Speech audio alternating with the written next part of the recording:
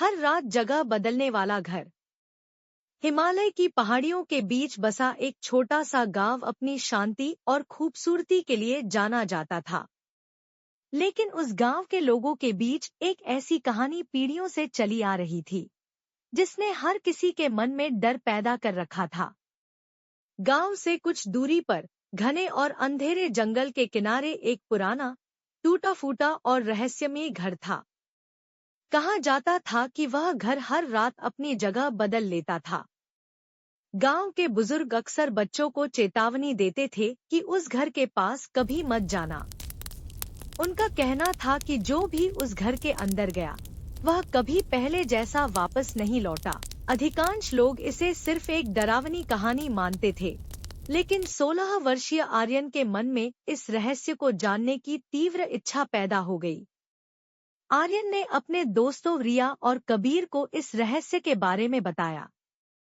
शुरुआत में दोनों ने उसे रोकने की कोशिश की, लेकिन आखिरकार वे भी इस रहस्य की सच्चाई जानने के लिए तैयार हो गए। तीनों ने अगली सुबह उस रहस्यमय घर तक जाने का फैसला किया। अगले दिन वे घने जंगल से होते हुए उस घर तक पहुंचे।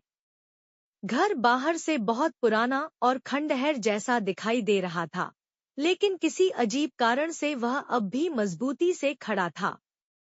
जब उन्होंने घर के अंदर कदम रखा, तो वे दंग रह गए। घर का अंदरूनी हिस्सा बाहर से कहीं अधिक विशाल था।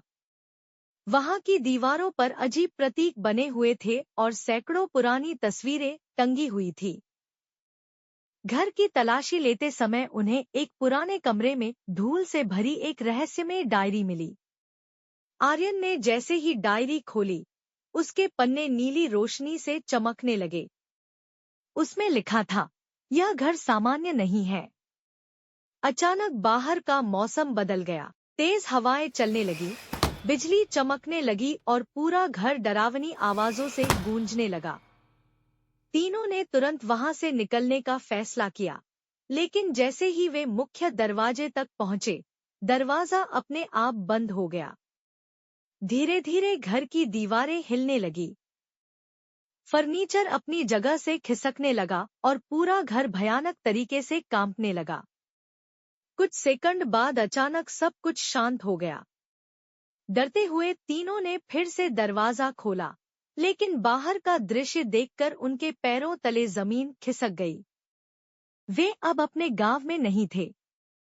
उनके सामने एक विशाल, अनजान और रहस्यमय जंगल फैला हुआ था। वहां के पेड़ असामान्य रूप से बड़े थे और कुछ पौधे नीली तथा बैंगनी रोशनी से चमक रहे थे।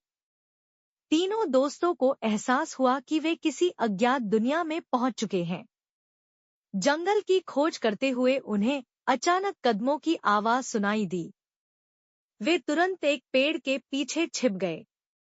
उन्होंने देखा कि कुछ रहस्यमय लोग काले कपड़ों में वहां से गुजर रहे थे और किसी अज्ञात भाषा में बात कर रहे थे। डरकर वे वापस घर में लौट आए। घर के अंदर पहुंचते ही डायरी अपने आप खुल गई। इस बार उसमें एक नया संदेश लिखा था, यह घर हर रात एक नई दुनिया में जाएगा। पूरी रात तीनों दोस्त डर और उलझन में बैठे रहे। अगली रात फिर से घर कांपने लगा। कुछ देर बाद जब सब शांत हुआ, तो वे बाहर निकले और खुद को एक वीरान भविष्य के शहर में पाया।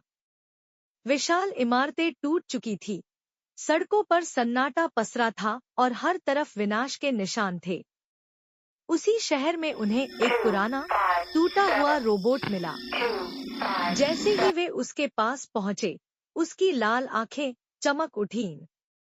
उसने अपना परिचय 1409 के रूप में दिया और बताया कि यह दुनिया बहुत पहले नष्ट हो चुकी है।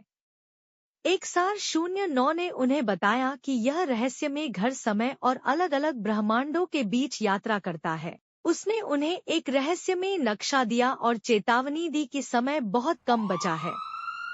तभी पूरे शहर में खतरे का अलार्म बजने लगा और तीनों दोस्त भागकर वापस घर में आ गए। अगली यात्रा उन्हें एक ऐसी दुनिया में ले गई जहां समय पूरी तरह रुक चुका था। पक्षी हवा में स्थिर थे, पानी की बूंदें हवा में तैर रही थी और हर चीज जैसे किसी अदृश्य शक्ति ने रोक दी थी। वहां उन्हें एक विशाल परित्यक्त प्रयोगशाला मिली। प्रयोगशाला में उन्हें कई गुप्त दस्तावेज और रिकॉर्ड मिले। उन्हें पता चला कि यह घर एक वैज्ञानिक प्रयोग का हिस्सा था। वैज्ञानिकों ने ऐसा घर बनाने की कोशिश की थी जो समय और ब्रह्मांडों के बीच यात्रा कर सके, लेकिन प्रयोग असफल हो गया और घर उनके नियंत्रण से बाहर हो गया। डायरी का अंतिम संदेश देखकर उनके होश उड़ गए। यह घर जल्द ही हमेशा के लिए गायब होने वाला है। अब उनके पास केवल एक ही विकल्प था, घर को रोकना। वे प्रयोगशाला में समाधान खोजने लगे। काफी खोजबीन के बाद उन्हें एक शक्तिशाली ऊर्जा उपकरण मिला। उन्हें समझ आया कि यही उपकरण इस रहस्यमय घर को नियंत्रित करता है। लेकिन तभी पूरा घर टूटने लगा। दीवारों में दरारें पड़ने लगी और उनके चारों ओर अलग अलग दुनियाएं दिखाई देने लगी। कहीं भविष्य के शहर, कहीं अनजान जंगल, कहीं जमे हुए समय की दुनिया। आर्यन ने फैसला किया कि वह अपनी जान की परवाह किए बिना उस ऊर्जा उपकरण को सक्रिय करेगा। रिया और कबीर ने उसे रोकने की कोशिश की, लेकिन वह नहीं रुका। आर्यन ऊर्जा उपकरण की ओर दौड़ा और उसे सक्रिय कर दिया। अचानक एक विशाल नीली, सफेद और सुनहरी रोशनी पूरे घर में फैल गई। ऐसा लगा मानो पूरा ब्रह्मांड उनके चारों ओर टूट रहा हो। रिया, कबीर और आर्यन ने अपनी आंखें बंद कर लीं। जब उन्होंने अपनी आंखें खोलीं, तो वे फिर से अपने गांव के पास थे। सुबह का सूरज निकल चुका था। पक्षियों की आवाजें आ रही थी। सब कुछ सामान्य लग रहा था। लेकिन एक चीज बदल चुकी थी। वह रहस्यमय घर हमेशा के लिए गायब हो चुका था। तीनों दोस्त उस खाली जगह को देखते रहे जहां कभी वह घर खड़ा था। तभी आर्यन की नजर जमीन पर पड़े एक पुराने कागज पर गई। उसने उसे उठाया। वह डायरी का आखिरी पन्ना था। उस पर केवल एक वाक्य लिखा था, यात्रा अभी समाप्त नहीं हुई है। और उसी क्षण दूर जंगल के अंदर एक रहस्यमयी नीली रोशनी फिर से चमक उठी।